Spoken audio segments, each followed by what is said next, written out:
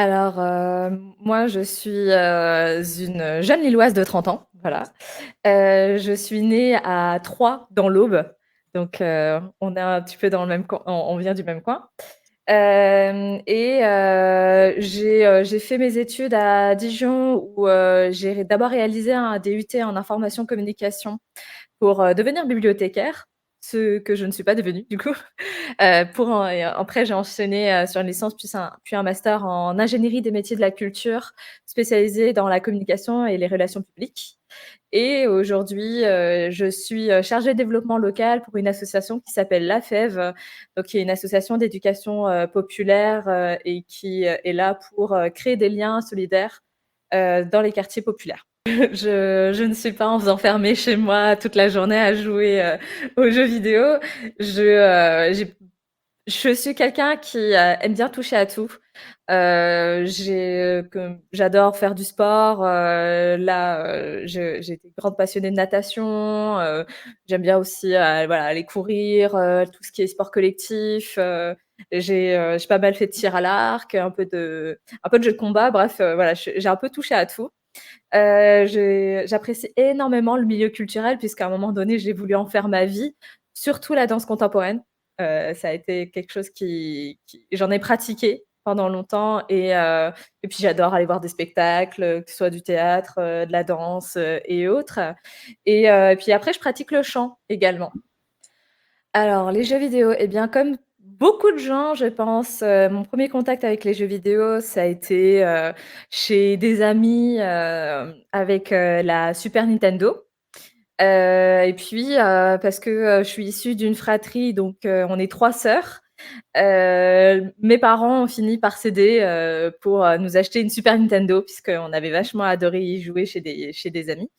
Et voilà, c'est comme ça que je suis rentrée petit à petit dans le monde du jeu vidéo. Avec mes sœurs, on a fait, on a écumé, Mario, Zelda, Pokémon, voilà et après, puisque je viens d'un milieu assez, populaire, avec peu de moyens, j'étais plutôt, un peu rétro gameuse, malgré moi. C'est-à-dire que au moment où l'ère des PC, est arrivée, donc on a eu un PC, donc j'ai découvert, des jeux PC, ceux qu'on nous vendait avec l'ordinateur.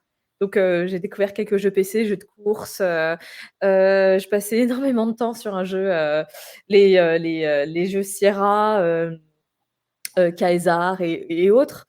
Et après, je me suis tournée beaucoup vers l'émulation, puisque comme je disais, étant issue d'un milieu assez populaire, j'avais pas forcément les moyens d'acheter, et mes parents non plus, des consoles, les dernières consoles, populaires et autres.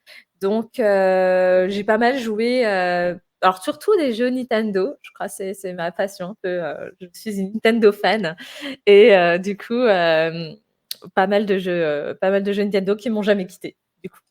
Alors déjà, pour moi, l'e-sport, c'est, c'est le sport électronique, en fait, tout bêtement. C'est une discipline, compétitive, donc c'est un secteur compétitif où l'idée, c'est, d'utiliser les jeux vidéo à visée, compétitive, donc pour un objectif de performance et là, pour moi, tout type de jeu peut y prétendre, hein. Ça peut être, un Mario comme, Smash, ou des jeux qui sont du coup très taillés pour, FIFA ou, League of Legends comme pour, citer quelques représentants.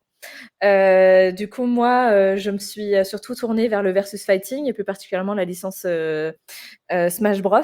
D'abord, j'ai commencé sur Melee et puis, petit à petit, j'ai continué à suivre la scène tout en restant, assez proche de la scène Melee et après, en plus d'être joueuse, du coup, petit à petit, je suis basculée, plutôt du côté des organisateurs, de tournois. Après, c'est un grand débat de dire: «Est-ce que l'e-sport est un sport?» Moi, je pars du principe moi, j'ai une vision un peu différente, c'est que pour moi, c'est à côté du sport. Ça peut pas Mmh. être considéré comme un sport, parce que ça voudrait dire que c'est au même niveau que le foot, que, du basket ou, du karaté, donc c'est pas un type de sport.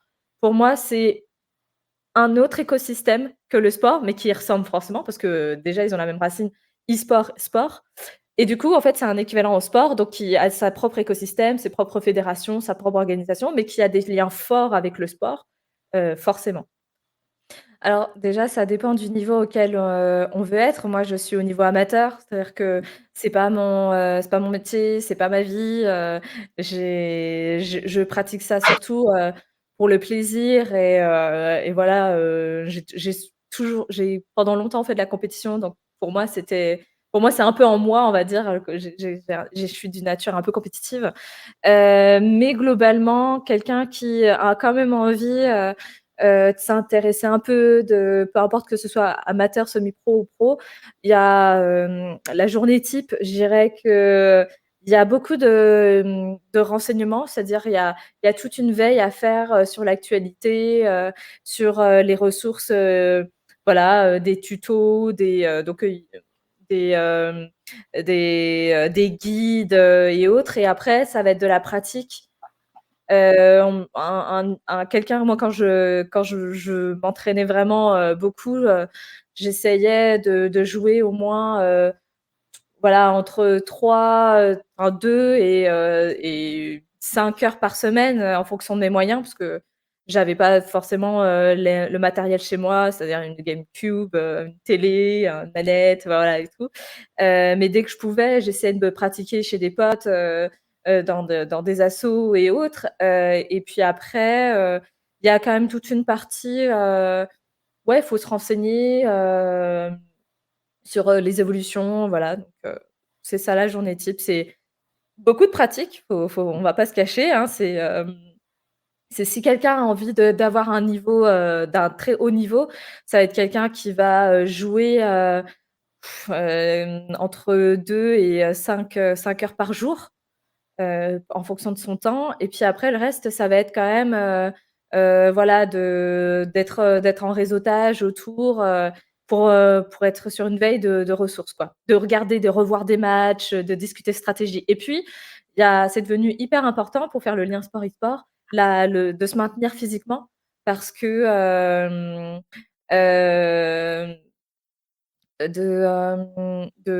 parce que rester assis sur une chaise, ben, mine de rien, c'est ça enfin, à force de rester dans cette position, on va avoir mal au dos, aux jambes et autres. Mentalement, c'est hyper épuisant mentalement, en fait.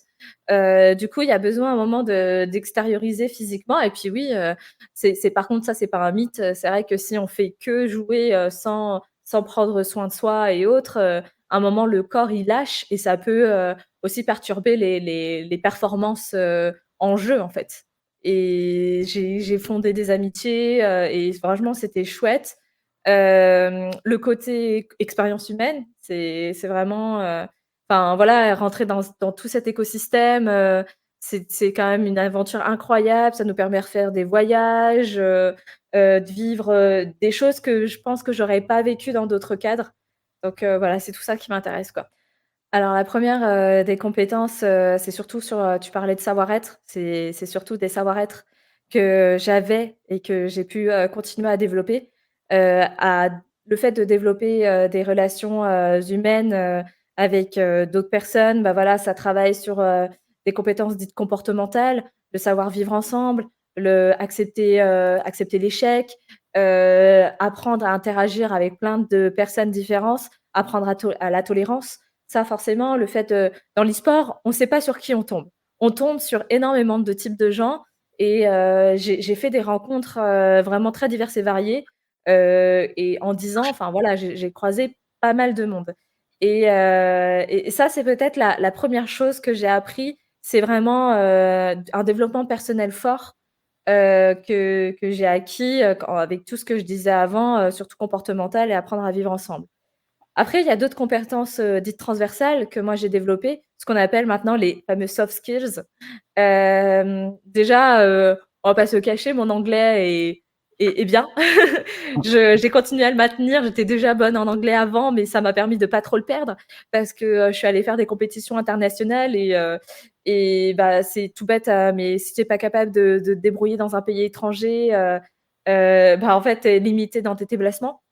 Mmh. Tu comprends pas, tes matchs, tu peux pas interagir avec des joueurs. Moi, j'ai pu, avoir des petites conversations avec des grands, grands joueurs, internationaux, notamment Armada, pour ceux qui connaissent Mmh. bien la scène Smash